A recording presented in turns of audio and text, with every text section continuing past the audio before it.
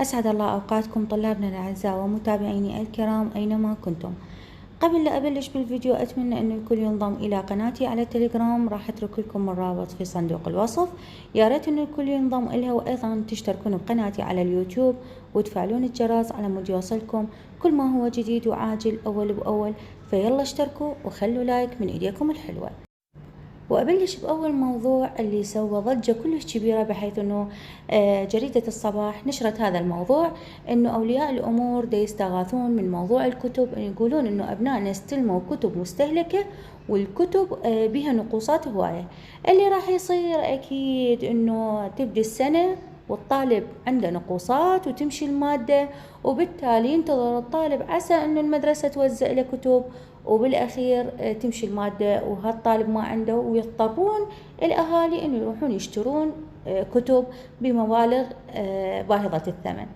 زين، وين وزارة التربية من هذا الموضوع؟ غير تجهزون كتب كاملة للطلاب، من انتوا جهزتوا هاي السنة وقلتوا انه دوام كامل وكذا وكذا وكذا، غير المفروض انه كتب كاملة للطلاب لو هم مستهلكة وهم نص الاوراق طايرة، خصوصا الفصول الاولى طايرة. وروح يا ولي الامر، روح انت دبر حالك ودبر كتبك. اتمنى تنتبهون يا وزارة التربية على هذا الموضوع. الطالب من حقه انه يستلم كتب جديدة، فيا ريت توفروها، مو تخلون انه واقعة براس المعلم. لازم المعلم هو مضطر ينطي مادة. زين، بحالة انه الطالب اذا ما عنده كتاب شو يسوي؟ راح يقول له يا ابني دبر امرك.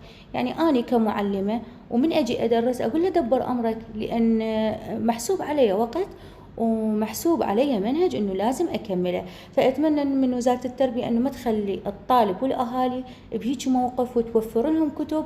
ما دام بدت السنة لازم المفروض انه كل طالب له تجهيز كامل من الكتب، وكتب جديدة مو كتب مستهلكة.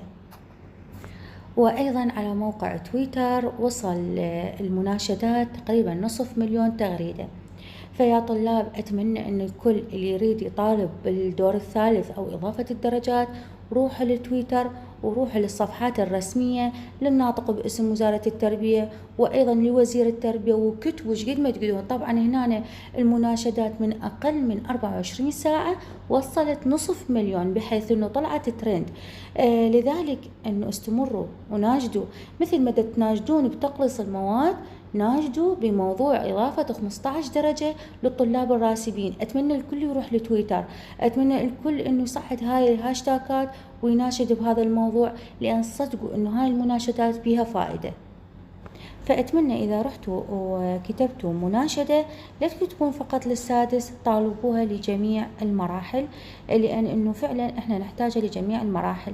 أنا كلش يفرحني إنه بلشت يمكن أول وحدة على اليوتيوب إنه بلشت بالمناشدة بالتقليص، ما حد تطرق لهذا الموضوع، إنه أنا كنت سباقة بهذا الموضوع، والحمد لله والشكر هالموضوع هذا أخذ صدى ووصل الترند. وإن شاء الله إن شاء الله وزارة التربية تستجيب لنداءات الجميع، وإن شاء الله يرجعون موضوع الحذوفات. وبنفس الوقت أتمنى أنتم تناجدون على موضوع 15 درجة، وإن شاء الله راح توافق وزارة التربية إذا كنتوا إيد واحدة. قبل نهاية الفيديو يا ريت تخلون لايك للفيديو وتشاركوا وتكتبون بالتعليقات وتسوون أيضا هاشتاجات. في الختام دمتم بحفظ الله ورعايته، ومع السلامة.